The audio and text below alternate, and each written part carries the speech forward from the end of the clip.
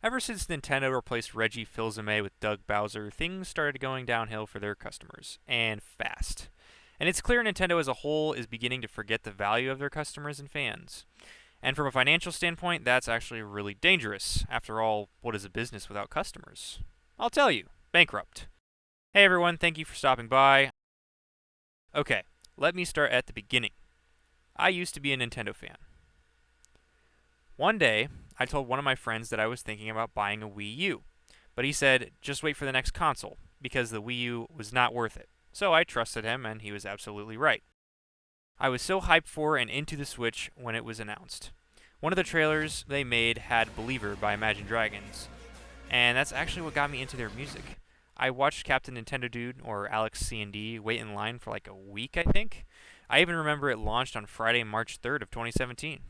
I was still in high school, and there was a GameStop on the way to where my dad worked, so he was able to pick it up for me, and then I paid him back. It was one of the last ones, too. I even did a funny fake unboxing where I unboxed a little electronic Switch. I did do a real unboxing later, though, but I don't know what happened to the video. My dad was the camera guy, too, so it was kind of funny. The Switch had an awesome library, too, when I was able to save up enough to actually buy a first party title, since I became a broke teenager after I bought the console. There were some games I did not think the Switch would be able to handle, like Doom Eternal. Granted, the game's resolution was lowered a ton so that the Tegra X1 could actually run it, and then there's battery life, which brings me to my next thought. There were absolutely some games I wanted to play that might have run on the Switch, and I would have been happy even if the resolution was lowered a lot, but the specific game that I wanted never released on the Switch, and I doubt it'll come to the Switch too.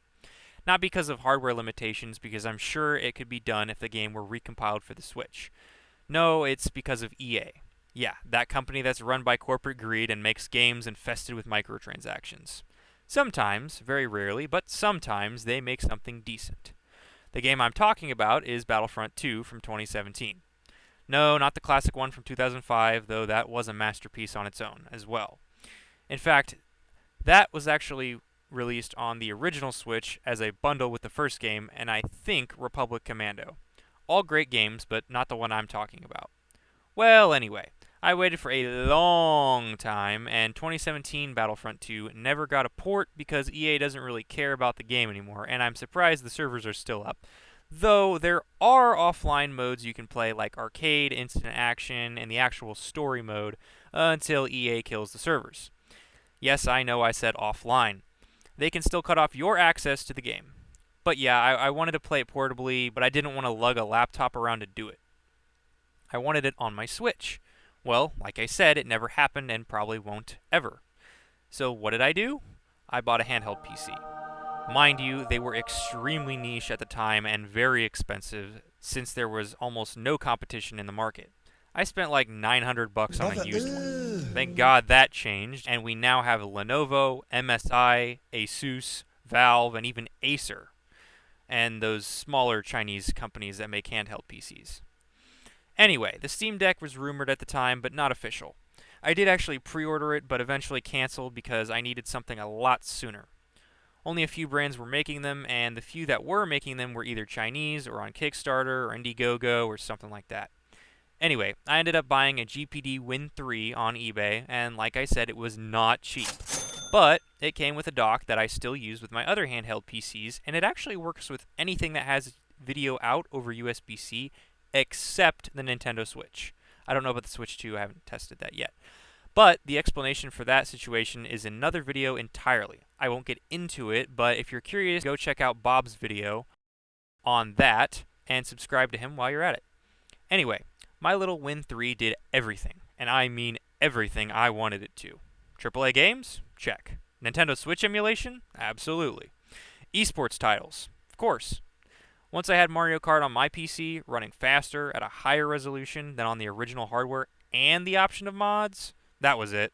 My Switch immediately started collecting dust. I still rarely use it to this day, and I don't ever plan on buying a Switch 2 because there's literally no reason for me to. And I know Miyamoto Har caved and bought one anyway, but the only way that I'm getting one is if somebody gives me one. To me, $500 could be spent in a multitude of superior ways. Linus already has a bunch of videos on mid-range computers and how you can build those for the same price, if not cheaper. I don't know. Maybe they'll do the same thing they did with the 3DS where they marked it down later on in its life, but I get the feeling Nintendo isn't going to magically have a change of heart. And there's absolutely no way they're just going to say sorry and make the Switch 2s that were bought pre-markdown ambassador systems and give away free games. That's just not happening. Especially with Nintendo going after people who bought the Switch 2s and used a MIG switch by permanently banning the console, not the Nintendo account linked to it or even just the game that was copied. And on top of that, Nintendo literally said that they have the ability to brick your Switch 2 if they don't like the way that you're using it.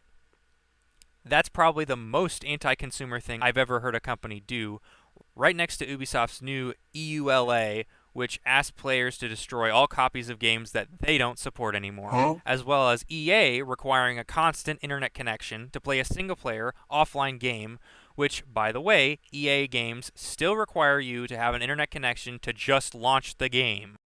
It doesn't matter what the game is.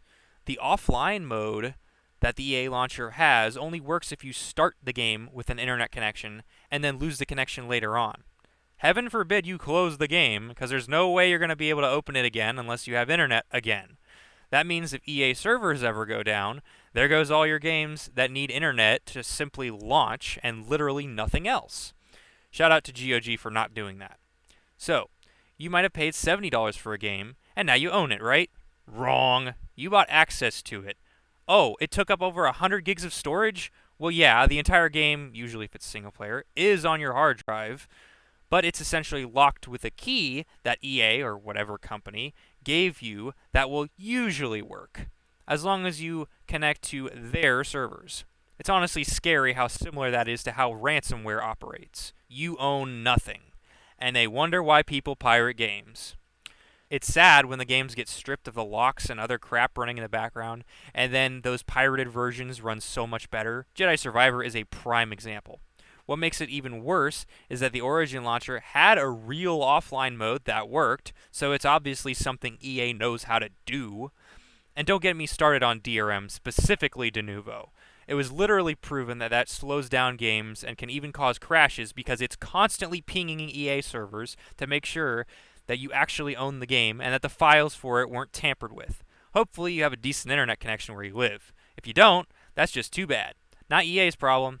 But you realistically only need to do a license check once every time the game launches, as long as the games have a hash or checksum to where the game won't work unless the hash is the same on certain files.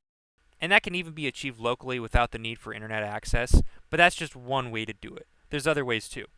So there are obviously better ways to accomplish the same thing. Okay, enough about EA, I could go on forever about them. This is about Nintendo. This whole situation with console banning and intentionally breaking Switch 2s just goes to show that Nintendo doesn't care at all about fixing the actual problem. Which reminds me, shout out to Brazil for actually standing up to Nintendo.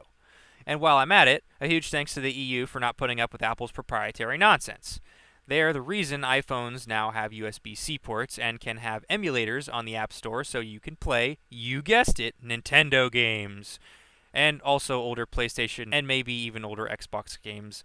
I'm not sure. I don't extensively use Apple products, if you couldn't already tell.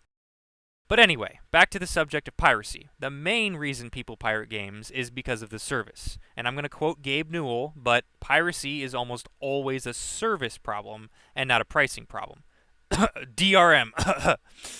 Now, that doesn't justify Nintendo charging as much as they do for newer titles, and frankly, there isn't an excuse. It's just greed at that point. But I know most of those games aren't worth $80. Let me also remind you that the original first-party titles for the old Switch that were Nintendo exclusives are still the same price as they were when they released. No markdowns or anything. And they've been out for years at this point. So anyway, price might not be the main reason people are pirating Nintendo Switch games, but it's definitely one of them. $80 is too much money for any Nintendo game currently released, especially if your access can be revoked to it at any time if Nintendo decides they want to. Change my mind. Okay, so back to bricking and hardware banning Switch 2 consoles. Forgive the metaphor, but that's like using a nuke to kill one mosquito.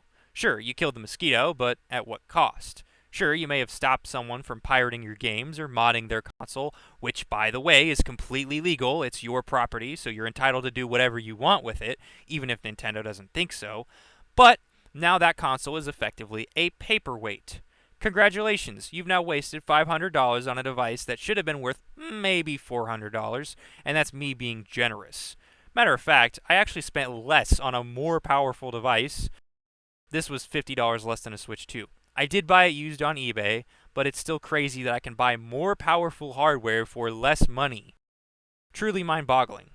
And I already have PC games, so it wasn't just sitting around doing nothing right after I bought it. And yeah, you could say, oh, but my Switch 2 is backwards compatible with the Switch 1 games, and all the eShop games from the last gen Switch. Well, let me just say, I love the ability to crank up my game settings and make my games look nicer without paying $20 more for it.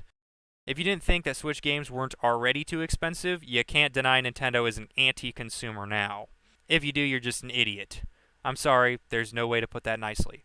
The only thing Nintendo fans have going for them is exclusives. And that won't last, because emulation isn't going anywhere. The last thing I want to touch on is that there are some gamers, and even non-gamers, who disagree with the greedy business practices that game companies have been using, and are actually doing something about it. It's called Stop Killing Games. It's based in the EU and involves a petition. Here's a quote directly from their website, which I'll link below.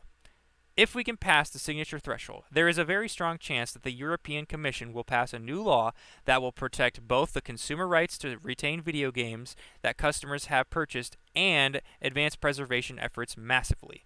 Even if you don't live in the EU, it is worth stating that if there is success on the issue in a major country, customers will likely benefit from changes globally due to market forces. A similar real-world example of this is, again, Apple having to use USB-C ports and allowing more diverse apps on their store. Now, if you think about it, it would have cost Apple a lot more to manufacture two different kinds of iPhones, one being USB-C for the EU and the proprietary Lightning port for everyone else. Likewise, they would have had to run two different versions of the App Store, essentially region locking certain apps. So, if you live in the EU and you're one of the people that actually cares about owning the games you already pay too much for, please look into it. Or you can get used to throwing your money into a void comprised of dishonesty and anti-consumer practices from companies like Ubisoft, EA, and now Nintendo. It's really up to you. Thank you for your time, and as always, take it easy.